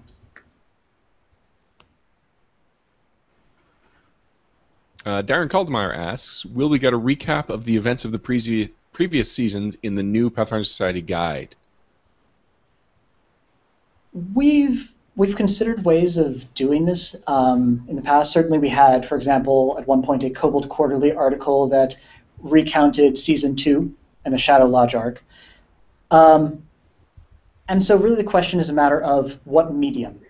I don't know that the guide is necessarily the best one, partly because of what I mentioned earlier of trying to keep the page count of that as low as possible, understanding that it's already pretty long. Because if we do it for one season, we should really do it for all the seasons. That said, this could be a good thing for a blog post. It could even be the sort of thing where we call in a venture officer or two and say, would you like to guest blog on this and write up this version of low spoiler events for what the season was? It may be that we have a publication through Player Companion or Campaign Setting or what have you. That would be a good venue for that. Yes, the idea is a good one because there's a lot of backstory now in the campaign. It's just where do we want to put it that is the question. And I don't think that the guide is quite the right place. I could point out that Pathfinder Society.net already has spoiler-free summaries of several of the seasons. I don't think all of them just yet, but they're going through them at a pretty good click. Yeah. I started looking at the site recently. Pathfinder Society.net, was it? That's the one. Yeah, because I think 4 or 5 venture officers are running that, and looks like they're getting some really cool pages on there that can act as good resources. Your community use policy at work. I love the community use policy. Joseph Beckett asks, how will the paths we choose, how will the paths we choose that work, I'm going to assume that shouldn't be there. How will the paths we choose work for an entire table of one faction? I'm going to also add the nightmare scenario of a GM trying to run it with all the factions. Yep. So both extremes. So if it's all one faction, then they will have the opportunity to elect to play through enough other faction storylines to fill out the slot. Because each one is intended to run approximately an hour to an hour and a half in length. So filling out the slot would, ideally, the table would represent 3 factions. When we're doing our Gen Con mustering, we're also going to be trying to muster people by tables of about 3 factions represented, because otherwise, you're right, somebody would be left out. So a little bit of a coordination speed bump, but hopefully a model that opens up as much play potential and faction exposure as the players can get. By the way, we've still got questions coming in, so obviously part of what I was saying earlier was garbled, but I was saying that we've got plenty of questions now, so until we get to question number 30, we're going to take a hold on new questions, because I believe we're up over 50 in our total. We are at 50 exactly, and we just asked question 16. So expect some of these actually are going to get dropped, and we're not going to take any new questions until question 30. We'll see what time it is. Just couple things that I'd like to bring up as far as Gen Con and PaizoCon go. Mm-hmm. Okay. Gen Con, we do have, for the record, 18 more tables. We've got expanded space in the Sagamore Ballroom, so we're up to 150 tables, up from 132. I also want people to know that we have rearranged how the room is being set up so that we have a dedicated area for helping new players build character, with Hero Lab stations, with, pre-gen stations, so they're not just all along the back wall behind the screens, for example, but they're rather all in one corner that we have dedicated to this, but spread out in a way that if there's a rush on pre-gens, it won't, choke and die. And also an info and Q&A area that will be run by 1 or more venture officers the entire convention. So that way, headquarters is doing headquarters things, and people who have questions are directed to the people who can help them immediately. We also have our beginner box tables, our kids track tables, plenty of new demos that will be getting people involved. We have the 3 new scenarios, the 2 new specials, Bone Keep, and yeah, so it's going to be very busy there. And as far as PaizoCon is concerned, I want to let the audience know that 524 and 525, those 2 scenarios, which are Assault on the Wound and Vengeance at Sundered Crag, respectively, are sort of closely tied to each other. This is a set of nearly simultaneous scenarios that you could play with the same character, but one is basically setting up the other, but both of them are doing really cool things. For 524, we're going to be using some season boons that have been showing up over the last year that haven't seemed to have any use. People who see the product page will have been able to see that this 524 is tied into the Taldor faction. Speaking of faction feedback, some people have not liked the Taldor faction boons because one of them was, wait and see! One of them was, this will give you a bonus on checks to do more of the Taldor faction missions this year, which has not had as good of an opportunity to be used, but those all come into play, including the accumulating an army boons that have been showing up throughout several scenarios, like the Elven Entanglement. We're accumulating an army, and in accumulating an army, we need a certain set of mechanics to use an army. Part of 524, written by Thurston Hillman, who is a very experienced wargamer and knows his stuff, and turned over a really cool manuscript. Part of it involves mass combat, because the PCs are the ones who are leading this. Yeah. And they're doing it so that the highest level people in Vengeance and Sundered Crag can get, well, the product page says 2 villains who've been thorns in our side this entire season. People have been guessing, and I can confirm that, yes, both of them do start with T. All right. So we have a lot of excitement, even without specials, for concluding the season with a lot of fun resolution. That's pretty awesome because, yeah, I didn't write that boon, so when I got the Elven Entanglement PDF and I went to the Chronicle sheet, it was like, oh, that's a surprise for me. I'm really intrigued with where this is going, and I've seen it show up in at least one other scenario. So, yes, I'm very happy to hear how this is going to play out. And it's even better because this is a 3-7 scenario, which means it's accessible, but some of those boons showed up on tier 711 scenarios. Mm-hmm. If you have one of those on any of your characters, you gain the benefit because your characters were contributing to the push, even if it's not the one who is playing Assault on the Wound. So if you have those boons in evidence when you play, you get some special, really cool options. Nice. That is very cool, but now I'm disappointed Stone Throw's not going to be a general in an army. Aw. Stone Throw? My dwarf barbarian. He's the one that's got all those boons. I've been very specific about playing him every time I hear that those are coming up. Well, but on the other hand, Oh. I think you'll enjoy, Ryan, what the flavor text of a certain group of elves is and who is Oh. leading it. Excellent. Both of these scenarios have been really good about backwards referencing other things in Season 5. So if you've played more than a handful of these scenarios, you're going to see a lot of little Easter egg is the wrong term, but references that will make you go, oh, dang, that did matter. Or, oh, there is follow-up.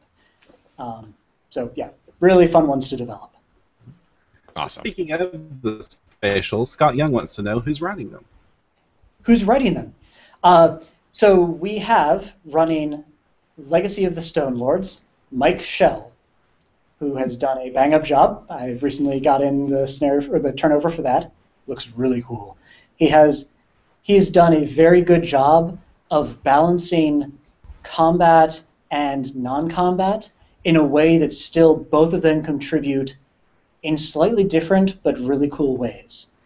Then we have The Paths We Choose, which is being written by a veteran writer of specials, Tim Hitchcock. Nice. Yes. We also have our 3 upcoming Gen Con scenarios that are all being written by people who have at least one title to their name and have done good jobs in the past. We have, let's see, 6-03, The Technic Siege, being written by Kyle Baird. We have, let's see, oh dear, I'm struggling with the name. 6-02 is involves a return to the Black Rose Museum, which I saw a bunch of people complaining on the recent blog that, wait, why is there no mention of the Black Rose Museum? Oh, but there is. Which is being written by Crystal Fraser, who has not graced us with her with her writing for some time, but we are really excited to have her back, and she has turned over some really cool stuff. And finally, we have 6-01, which involves us going to the Red Redoubt of Karamas. So again, this is one of those peripheral Numeria themes, without actually being Numeria itself, being written by Sean McGowan, who did some really good work for us. He is the one who wrote You Have What You Hold. Oh, good. Oh, is it a follow-up? Okay, there's a It's not a follow-up, but when I was looking at Gen Con authors, I went, yeah, that went really well. Let's do this thing. And he's also turned in his work, and it looks really good. I'm very excited about where all 3 of these are going. Yeah, the follow-up I was talking about, I believe in that one there's a DC 30 check on the background of a character, and it just mentions, oh, this person's from Numeria. Right, yes, and for those who may or may not play it, there's a certain checkbox related to that character of whether or not that character has survived, and on what terms. Those are, again, planting seeds for me for how do I want to handle this character in the future, and does this character come back, and in what terms. Excellent. Yeah, I was really enjoying little things like that were clearly had grander, like they didn't play out in that scenario, but clearly it was setting up something grander, and I'm looking forward to seeing how that plays out. You did such a good job, John, of just making me excited about what I'm doing now and what I'll be doing in the future. Good times. Yeah, I mean, I started mining all the old scenarios for different hooks, and I realized that, gee, I really need to make new hooks as well, so there have been a lot of those seeded. Now, we've got an interesting series of questions. So Dan Caldemeyer asks, will any of the characters involved in the Heroes of Magnemar contest appear as NPCs in Pathfinder Society? Loremeyer asks, has there been any further consideration about including player character venture captains or lodges in any of the future scenarios? And Dyer5 says, will any PC venture captains or seekers be continuing to appear in future scenarios? So basically, will PCs be NPCs? I think it's a really nice touch when we can do so, when we can include some of the people who are playing in this campaign and whose characters have made an impression, for good or for ill, and include them into a scenario, even if it's just as a quick cameo of, this is a person who is providing you resources before you go out into the field. So I don't know that I will necessarily hold a contest of make your venture captain a venture captain in canon, because I don't know that I necessarily have the time to go through all the entries, but that's certainly one of the things I like hearing about on the message boards, is being like, oh, hey, look, here in the faction talk threads of, I am doing this thing. I go, wow, I've seen a lot of posts by this person and kind of an intriguing character. And then before I use that person, I always contact whoever has that character and be like, is this cool if I do this thing? And usually it's yes! So as far as the Heroes of Magnamar, nothing's off the table. I mean, if there's a cool NPC in there and we go back to Magnamar or around there, maybe I will do the same thing. I just can't guarantee certain levels of that inclusion, but it's one of those things that when it can happen, it's cool that it happens. Plus, sometimes you get really cool art of your characters that you never had art of before. And more professional than you probably could have picked up. Mm-hmm. We have a series of questions next about boons. Howard Black asks, will we see another Pathfinder Tales boon soon? Joseph Beckett asks, will we be seeing any more holiday boons? And Dire5 asks, will you accept additional volunteers to help with Pathfinder Tales boons? I'm willing to hear people's ideas for the novel boons. Basically, I'm working through annotating the Tales books that I have and trying to draw up the next collection of 4, which would be following the same model. And yeah, I do not mind having some short feedback again, or help with the understanding that I may not be able to get back to you personally regarding it. But if I do pick up what you're doing, I will let you know that that is what I've done. But yes, the plan is to get more Pathfinder Tales books, and because those have slipped, unfortunately, in all of the other tasks. We also have, what was it? Oh, holiday boons. Yes. Boy, we've been intending to do holiday boons, and then editorial resources end up going somewhere else. So those are still on the plate. Those are still intended. It's just we probably won't be seeing those until after the big convention squeeze. Following up, Matt Savage asks, what exactly defines a convention? We don't get a local convention until February. Could we throw 5 to 10 tables together and still be able to play the specials? That's primarily a Mike Brock question, but I can hazard an educated guess. Usually, these specials are distributed to those who have, or at least convention support starts to go to people who organize a convention that includes at least 15 tables of play. It doesn't have to be 15 absolute tables, but it could be 5 tables, 3 slots sort of thing, usually over the course of a weekend. I believe that is still the minimum threshold, with occasional exceptions based on geography and the size of your region's player base. I imagine that the special would include bare minimum that same threshold, but really the idea is you contact Mike Brock at mike.brock@paizo.com and you inquire with him. Dan Jules says Lone Wolf and Paizo have a pre-existing relationship. Can the Vanities and Booms from Pathfinder Society have their own Hero Lab tab?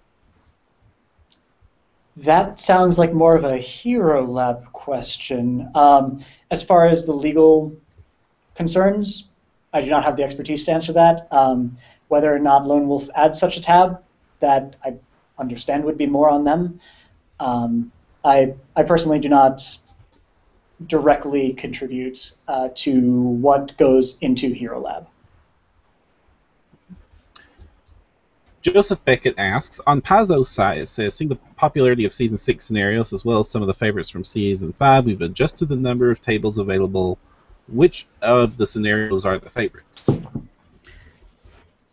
So similar to how we're incorporating, or we're trying to maximize the number of 1/5s that we have or lower level play options, part of that is because people at conventions sign up more readily for lower level slots, particularly at a convention, a large convention in which you're not just going to have players going with the express purpose of playing Pathfinder, but rather somebody who might want to be a walk-in.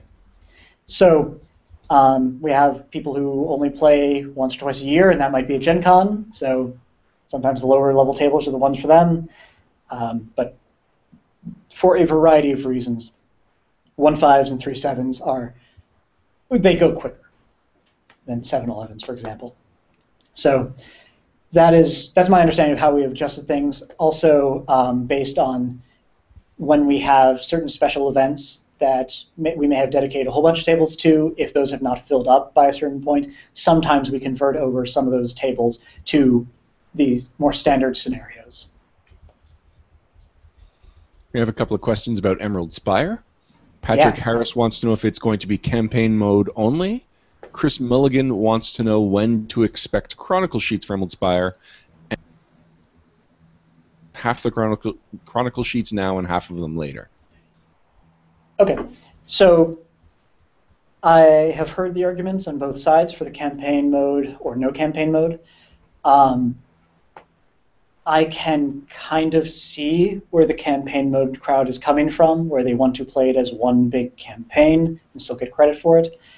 But part of the appeal of campaign mode is that it allows us to play the entire storyline when the standard sanctioning model would not normally allow us to play the whole line or the whole storyline. That's not really the case with Emerald Spire, because Emerald Spire, the levels are laid out more like Thornkeep. And I can't really imagine us doing a campaign mode for Thornkeep, for example. And I don't really see us doing a campaign mode for Emerald Spire. However, with the sanctioning document, the intention is to put in a chart or a table that advises that if you want to play it as a start-to-finish campaign using Pathfinder Society, where we recommend you go onto slow track so that you can fit in all of the scenario or all of the levels on a single character. But as far as from the not campaign mode standpoint, I understand how for a coordinator it can actually be made more difficult to use the material if a campaign mode is accessible, because then people will want to play it in campaign mode. And now it's no longer a convention resource or a game day resource or any of that. So I think I'm pretty sure we're sticking with a not campaign mode model. June Solar asks, can we go back to a 1 to 7 tier to assist with making tables? Understood. Actually, before I get to that question, I realize I just quickly need to finish up one part of the other one. Oh, sorry. The goal is to try and get out the first half of these Chronicle sheets before PaizoCon, fingers crossed, and then finish up the rest of them either just before or just after Gen Con.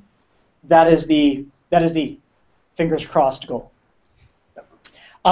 With the 1/7s. So 1/7s got retired from Pathfinder Society Organized Play as a model, in large part because of what goes into the development of them. So they are tricky for a couple of reasons.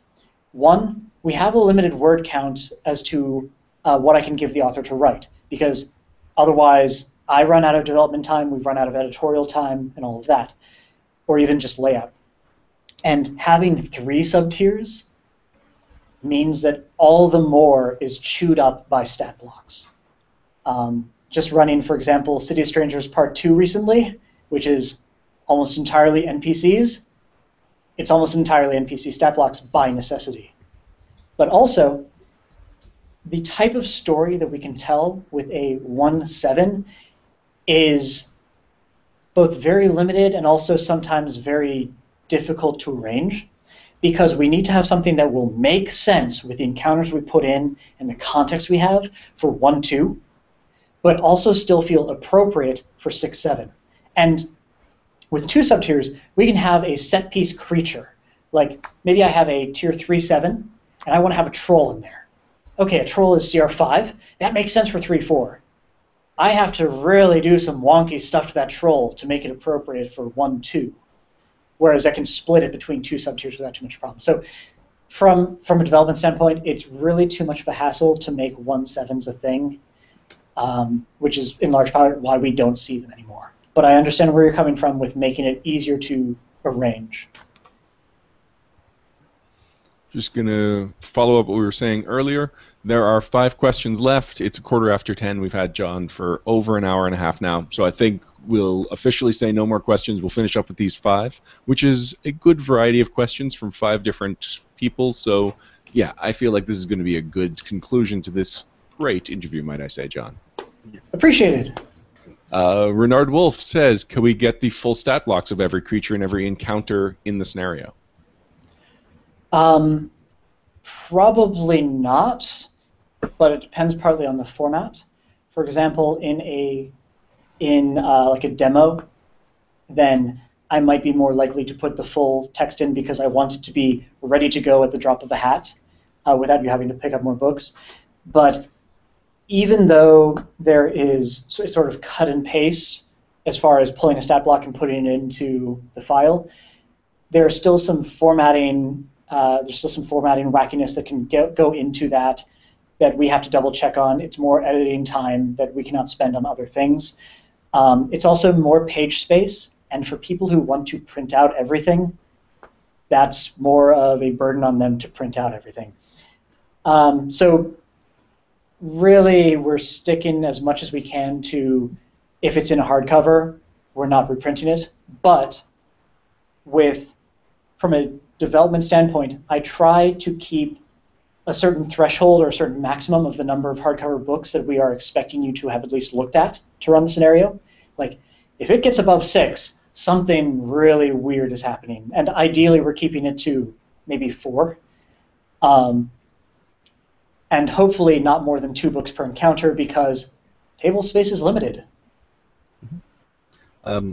Quick follow-up to that. Have you considered, I guess it's been on my wish list for a while, even when there is stat blocks, moving them to like an appendix instead of in the text itself? Yeah, heard that. We've heard that request as well. Partly, again, I can see where they're going from because they want to have all their stat blocks right in the same place, less work to flip between things. But at the same time, we're also flipping between the encounter section and the stat blocks that are relevant. And second, it's a break from how we organize all of our other print products. Like, our modules are not worked that way.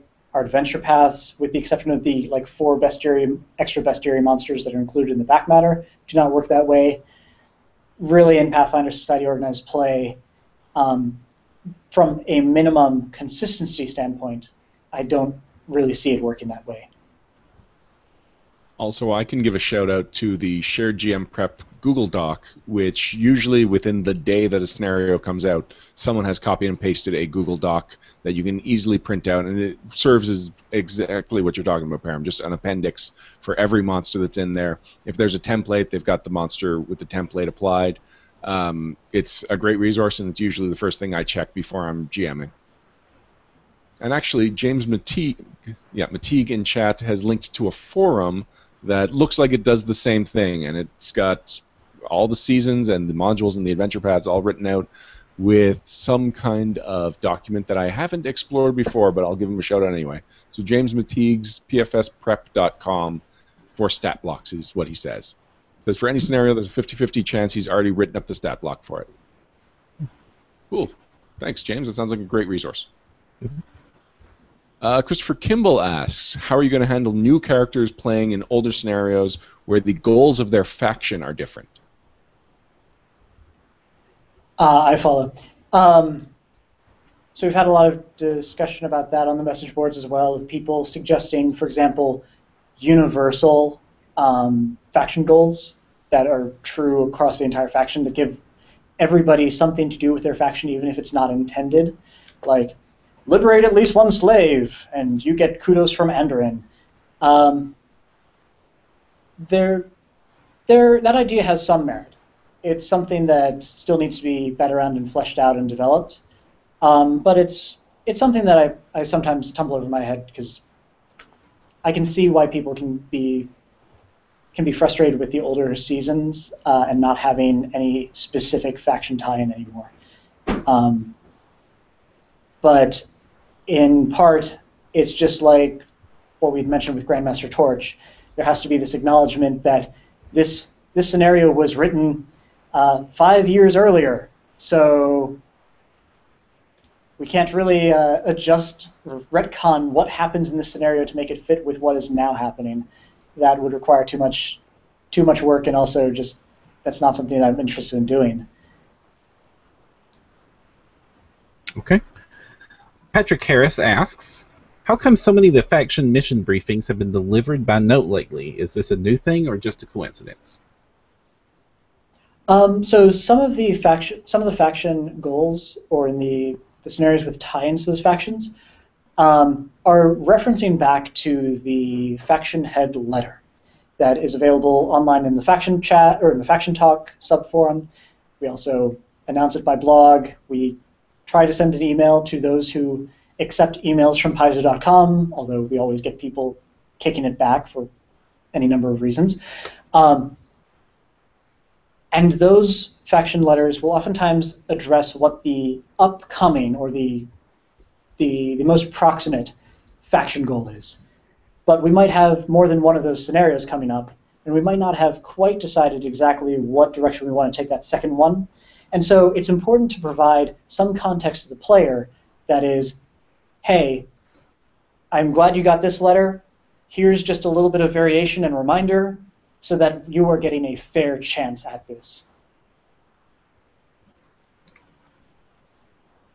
Brian Darnell asks, will we ever see Ventral Lieutenants referenced in the game? I think he means in character, not just yeah. Probably not. Ventral Lieutenant is a very good or very helpful real-world role, but it's not something that exists in canon yet, and probably doesn't really have any reason to be, because there's not really a niche that Ventral Lieutenants fill in the game. We have our special agent style category, like Osprey, but that's really the only role that I could imagine being even close to Ventral Lieutenant, and even then we have a semi-official designation for them, so probably not. Well, besides, if venture captains need somebody to do their grunt work, that's what 5 is for. That's what agents are for, yeah. Bring in some PCs, great scenario. Ryan, you back? I am back. I got a secret message from someone asking me to ask you about Shaq's House of Pain.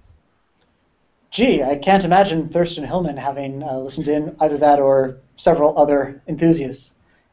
So in brief, Shaq's House of Pain is a mythical adventure that probably will never get written. Probably. I'm sure that Thirsty is working on it furiously right now. That came out of basically a PaizoCon discussion at the bar, which was how much could we write the nightmare of all specials, and what would it involve, and basically how would it screw over the players. And it really involves a lot of going through Charnelholm, which is Shax's personal level of the Abyss, having him say, "This is how you're going to get tortured this time," and then puff out in brimstone, and then after you work your way through that, having done an APL +8 encounter, you go, "This is terrible. Oh, I'm terribly sorry. Here, have free food. Oh, wow, thanks. And this heals us up. No, now you're all going to die. Disappear again." That sort of thing. And so if you hear Thirsty or me being in the same room and shouting in very high falsettos at each other, Shax's House of Pain, that's what it's about. It was also an extension of a very, very fun April Fool's joke in which I gave him a mock assignment telling him that his contract was going to be for, I think, negative $300, and that he would get an invoice asking him to recompense Paizo for writing this. Very fun. Does it have anything to do with the Shaq energy drink that was going around PaizoCon last year? No, it was just, hey, Shax is the first demon lord I could think of. And House of Pain sounded about right, and it sounded good when I screamed it. I've got a correction here. I misread Patrick Harris's question. He didn't mean the faction missions, but the overall missions. For example, Merchant's Wakes, Horn of Aerodon, etc. Oh, I follow. And how those are being delivered by nodes. Okay. I can at least give a part of that reasoning, which is tied into how a lot of these scenarios are experienced, which oftentimes are at loud conventions, in which you can't always hear what the GM is saying, or at least you're not necessarily going to hear everything the GM is saying. And so it can be nice to say, here is your letter, you get to read this. This is in writing now, so you shouldn't miss any details. Sometimes it is also just a wise development choice, because we might be trying to give the players a certain amount of information, and having a knowledgeable venture captain there for a question and answer session might give away more than we are anticipating, or than we're hoping to at the very beginning, but that maybe they can find out with knowledge checks or as part of the reveal partway through the scenario. But really a variety of reasons, and the loud conventions is part of it. We've gotten very positive feedback when that is the case, so long as it's not all of them doing it. And finally, we have a question from Alex Agunas. It says, as someone who has never participated in Pathfinder Society, what makes Pathfinder Society an awesome experience? Part of what makes Pathfinder Society an awesome experience is getting a chance to break out of your mold from a social perspective, really. And I had never done any organized play before I started Pathfinder Society. I've tried out a couple other since. But it was a chance for me to see what gaming was like outside of my own little hermit-like group, which is very tightly knit, but we didn't really have a chance to see what everybody else did.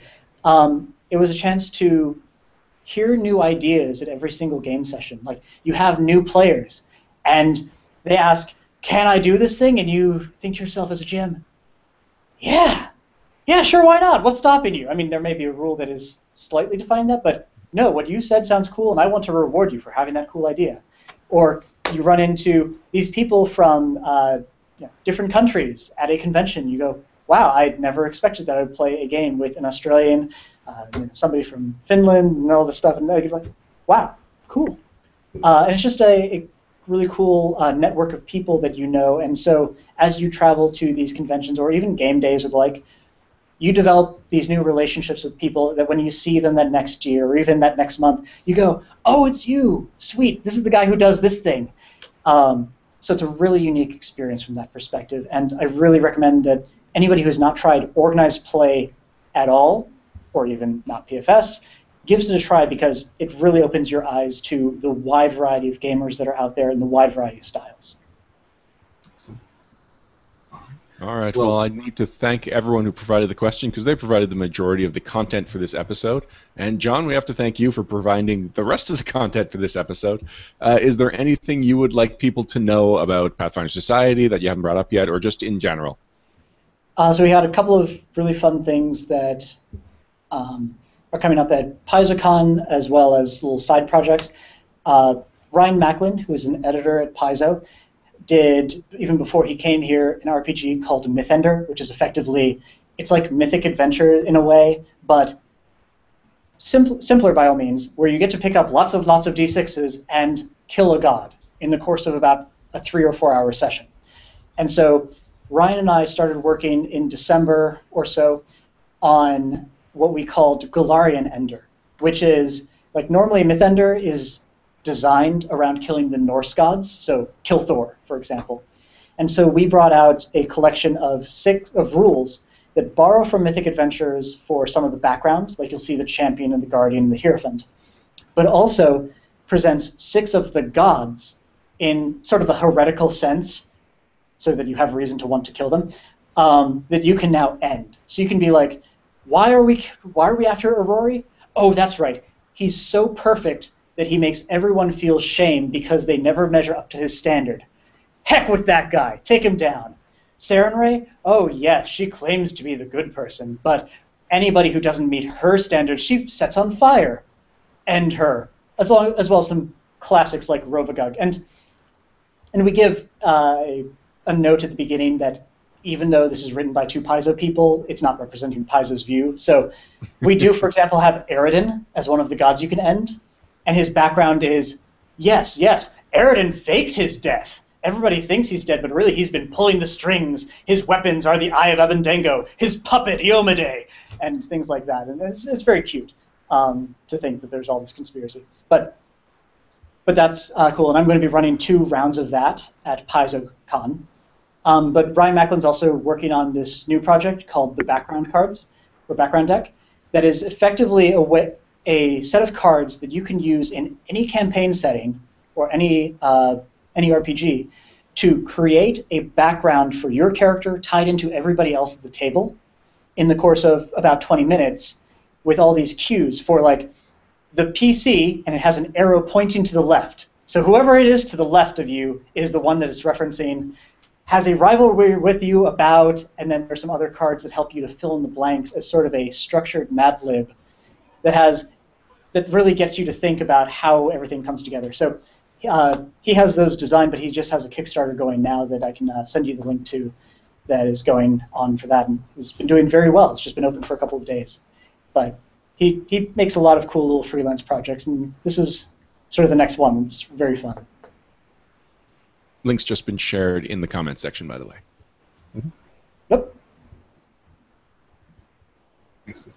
Well, thank you very much for joining us, John. It was fantastic, and I definitely glad you guys gave us some heads up and some cool exclusive deals. Yeah, John, we're just going to be wrapping up, so feel free to just hang around for a couple of minutes, or if you are tired and want to go, I understand if your brain is cheese right now, because you were just nonstop with the information.